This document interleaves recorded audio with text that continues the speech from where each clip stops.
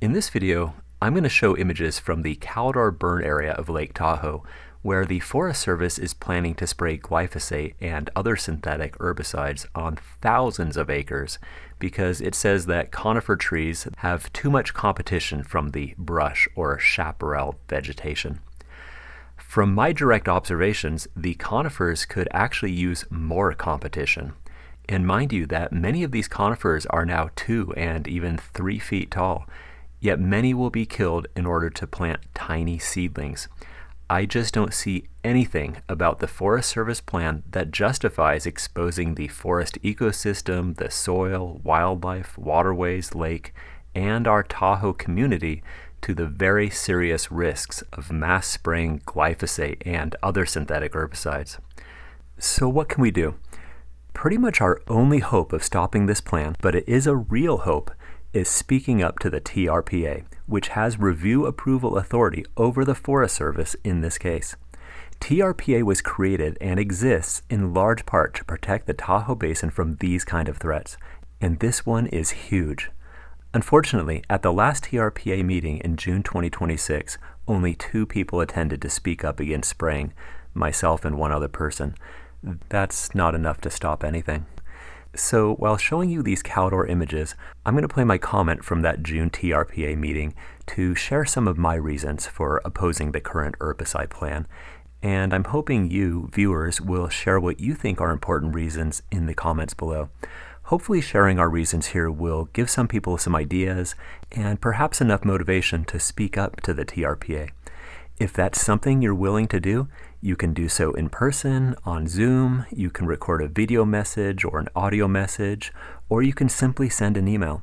And you don't need to be articulate. It's just a matter of saying something so that TRPA knows that this issue matters to people, to our health, not to mention the health of the forest, the animals that are here again, kids, dogs, mountain bikers, hikers, etc. And let's remember that what happens with this mass spraying plan in South Tahoe will likely become precedent for the entire Lake Tahoe Basin, and there are no organizations I know of doing much about it, so it's up to us. Okay, I'll start playing my June TRPA comment here with some of my reasons. Hello, my name is Reed Reichart. First time, sorry. My name is Reed Reichart. I live near Myers, right next to the Caldor area.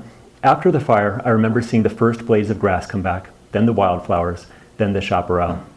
It would be wonderful to jump straight from wildflowers to big trees again, but chaparral is amazingly vital for erosion control and the reemergence of biodiversity, animals, which are already back in the area.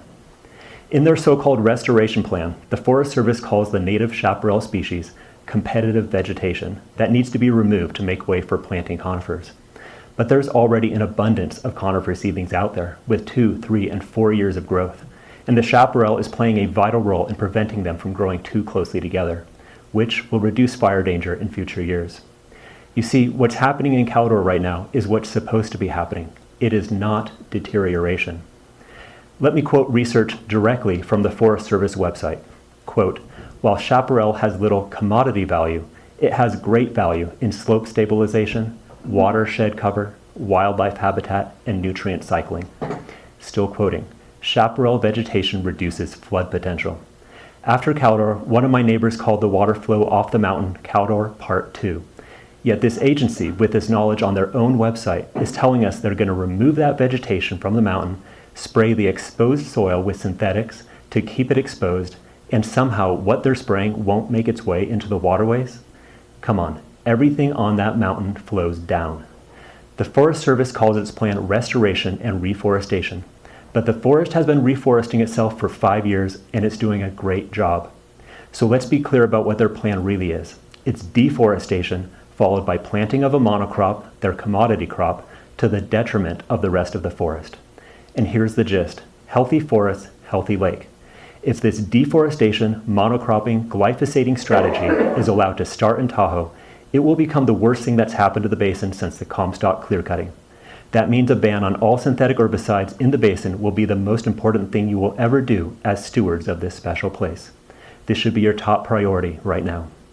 As for human health, the entire community of Myers is 1,600 acres, sitting next to a spray area of 2,400 to 3,600 acres. The idea that glyphosate-laden dust won't blow into our area on windy days is simply not credible. Sure, we're not all going to get sick, but there will be some for whom this will change lives completely one day in heartbreaking ways.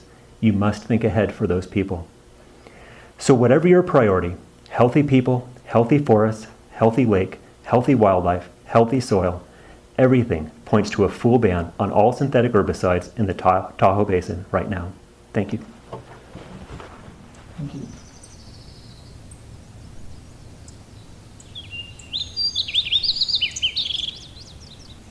Please comment with the reasons you think are important for opposing glyphosate and other synthetic herbicides in the Tahoe Basin forests. And if you're willing, please speak up to the TRPA at healthytahoe.org/TRPA.